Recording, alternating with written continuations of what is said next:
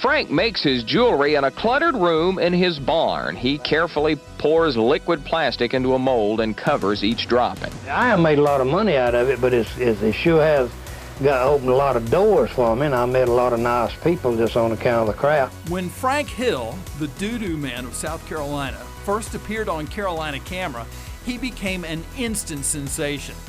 And not just on WBTV. Not long after appearing on Carolina Camera, Mr. Hill was invited to be a guest on The Tonight Show with Johnny Carson. Of course, Carson was the king of late-night TV, and Frank Hill and his doo-doo jewelry were seen by millions of viewers across the nation. I made him a star, and had a big dropping in it. Had a star with a big dropping for a big star. And he said he was touched. So how did Frank Hill make it all the way out to Burbank, California to appear on The Carson Show? One day I'm sitting at my desk and the phone rings, and it was a woman who was a producer with the Johnny Carson Show. And she said, she introduced herself, and at first I didn't believe it. I was like, yeah, right. But she said, we frequently will contact feature reporters around the country to see if they have any interesting characters that we could put on Carson. And I said, well, you've come to the right place. Over the course of the years, The Carson Show stayed in touch with Carolina Camera, and that led to more appearances on The Carson Show. Barney Odom and Flatnose the Dog, Rufus Hussey, the Bean Shooter Band. They also appeared on The Tonight Show after having been featured on Carolina Camera. Virgil and Mary Thomas of Concord were on Carolina Camera as they celebrated 75 years of being married on Valentine's Day. That led them to being highlighted on the Paul Harvey Radio Show, then the most listened to radio program in the United States. And while many Carolina Camera subjects appeared on national programs, the essence of the feature was to bring local viewers a slice of life in the Carolinas. It simply was a spotlight on the doings of ordinary people. Sometimes we just need a break to really see the positive side of life.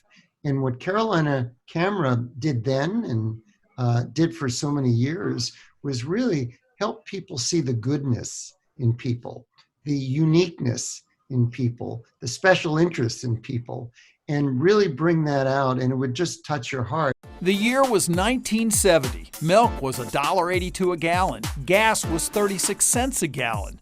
The Vietnam War raged on. The voting age was lowered to 18 from 21. Houston, we have a problem. Apollo 13 had a massive malfunction on its way to the moon. Musicians Jimi Hendrix and Janis Joplin both died of drug overdoses.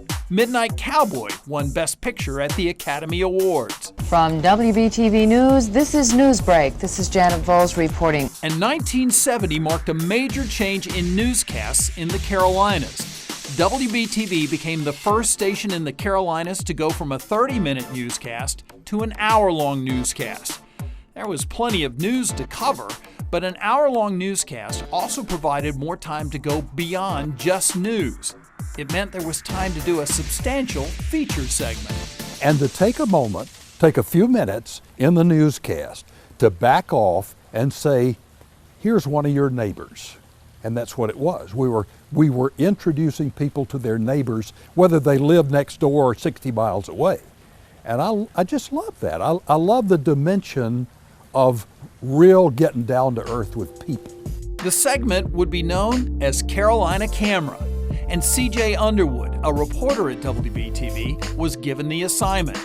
Legendary anchorman Bob Inman started working at WBTV in 1970, just after Carolina Camera debuted.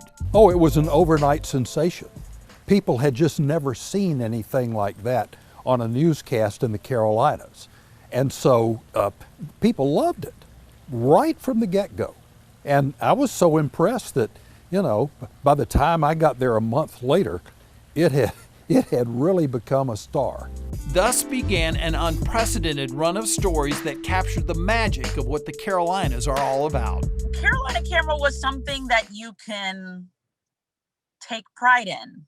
We want to take pride in the community we live in, the people who are around us. And it really showed a lot of the good that's happening right in our backyard. And Carolina Camera meant Carolina, North and South Carolina. From Murphy to Manteo, Walhalla to Bluffton, Carolina Camera traveled to cities big and small, known and not so well known, bringing back fascinating and compelling stories that captured the heart of life in the Carolinas. My brother says, oh, I just can't believe those old ladies shaking like that. I feel the history of the area is very important, and this area has a lot of history. Because, you know, you don't know a lot of things until you meet others and you go, oh, that's capable, you can do this.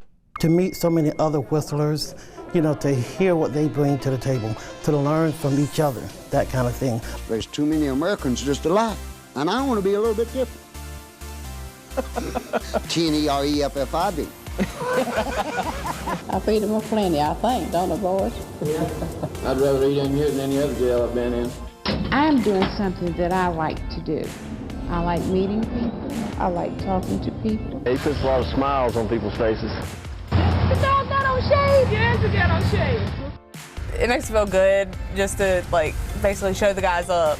Because I don't like the stereotypes of girls not able to do what guys do. The Rotan brothers, John, David, and Aaron, were featured on Carolina Camera more than 30 years ago when they were still in their teens, would-be movie makers using their VHS camera.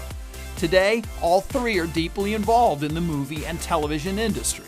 To this very day, by the way, John, my brothers tease me about a certain line in that original report where I was saying I walked a paper out, I saved up my money, and in my thick North Carolina accent, I said, for about a year and a few months. I have a paper out, and I saved up all my money for about a year and a few months. 31 years later, anytime we're talking about a time period or a time frame to do something, John and Aaron always says, for about a year and a few months. So, yeah, running joke.